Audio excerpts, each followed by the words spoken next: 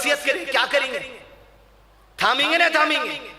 باپ کی وصیت اور رسول کی وصیت کتنا بڑا وزن ہے؟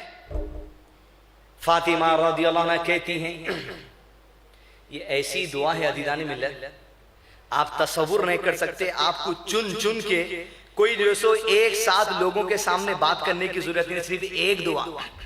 عام طور پہ کیا ہوتا جب ہم دعائیں کرتے بیٹھتے، اللہ تعالیٰ گاڑی خراب ہو گئی، اللہ سبحانہ وتعالیٰ بچی کا رشتہ، اللہ تعالیٰ بچوں کے پڑھائی کا مسئلہ ہے، دواؤں کے خرچات ہیں، پوری فہرست گنتے.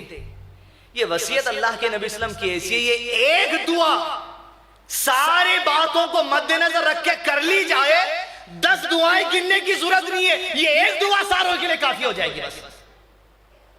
فاطمہ رضی اللہ عنہ کہتی ہیں کہ نبی صلی اللہ علیہ وسلم نے مجھے بلایا، کون؟ بیٹی کو، خاص اولاد کو، عام امت کو وصیت کی جا رہی ہے. کہا ہے فاطمہ میں وصیت کرتا ہوں تجھے، اللہ اکبر، فاطمہ میں وصیت کرتا ہوں تجھے، جب تو صبح کرے اور جب تو شام کرے اس ذکر کو پڑھ لیا کرنا، یا حی یا قیوم الحی، آیت الکرسی، اللہ لا الہ الا هو الحی القیوم. الحی جو زندہ ہے، ہمیشہ سے ہے، ہمیشہ رہنے والا ہے، اس سے پہلے کچھ نہیں، اس کے بعد کچھ نہیں. الحی القیوم جو قائم ہے، کسی وزیر کے بغیر، کسی سہارے کے بغیر، کسی کا محتاج نہیں، خود بھی قائم ہے، ساری کائنات کو قائم رکھا، مجھ کو قائم رکھا، آپ کو قائم رکھا، عمارت کو قائم رکھا، آسمان کو قائم رکھا، زمین کو قائم رکھا، کائنات کے معاملات کو قائم رکھا، میرے جسم کی سانس کو قائم رکھا، میرے خون کی روانی کو قائم رکھا، میرے الفاظ کو قائم رکھا، میری بصیرت کو قائم رکھا، میری سننے کی طاقت کو قائم رکھا. الحی القیوم.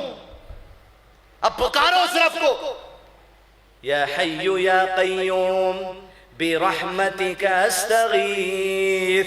اے حی القیوم، تو سوتا نہیں پروردگار، نہ تو سوتا ہے نہ تجھے اونگ آتی ہے، میرے رب سن لے. برحمتک استغیث، تیری رحمت کے سہارے زندگی گزارتے ہیں، تیری رحمت کے ذریعے مانگتے ہیں. پروردگار ہمارے حالات کو تو دیکھتا ہے، برما کے حالات کو دیکھتا ہے، سیریا کے حالات کو دیکھتا ہے، میری دکان کے حالات سے تو واقف ہے، میرے گھر کے حالات سے تو واقف ہے، میرے دل کے حالات سے تو واقف ہے، میرے خاندانی حالات سے تو واقف ہے. یا حی یا قیوم برحمتک استغیث. اب آ رہا وہ ٹکڑا، یہ ایک دعا یاد رکھیے، 10 دعائیں کرنے کی ضرورت میں سب کو ملا دو. اصلح لی شأنی کلہ، میرے رب تو جانتا ہے میرے معاملات کو، میں تجھ سے سوال کرتا ہوں تیری صفات کے واسطے سے، تو الحی ہے، القیوم ہے. اصلح لی شأنی کلہ، میری زندگی کے چھپے کھلے سارے معاملات کو سنوار دے میرے رب، سارے معاملات کو سنوار دے. کئی معاملات کی دعائیں ایسی ہوتی جو ہم بھول جاتے دعا کرتے ہو، بعد میں آ رہا تھا یہ بھی کرنے کی بات تھی. اصلح لی شأنی کلہ، میرے رب میں نہیں جانتا میری کیا مجبوریاں ہیں، میں نہیں جانتا میرے کیا گناہ آگے پروردگار، بس سارے کے سارے میرے معاملات کا بیڑا پار تو کر دے پروردگار.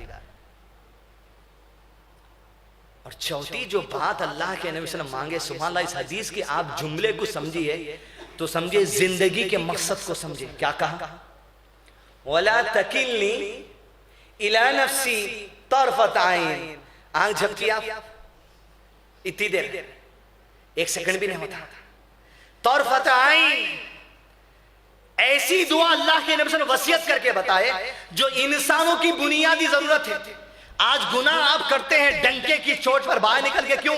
پہلا خیال دل میں آتا، پہلا خیال نفس کی طرف سے آتا، یہ نفس کی شرارت پہلی آپ کو آواز دیتی ہے کہ یہ کام کر. نفس امارہ جو بیٹھی ہوئی ہے یہ لوگوں کو آواز دے گی یہ کام کر.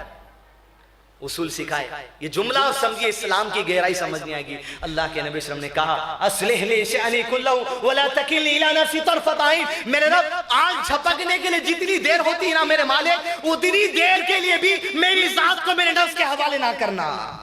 اللہ اکبر، اتنی دیر کے لیے بھی نہیں پروردگار.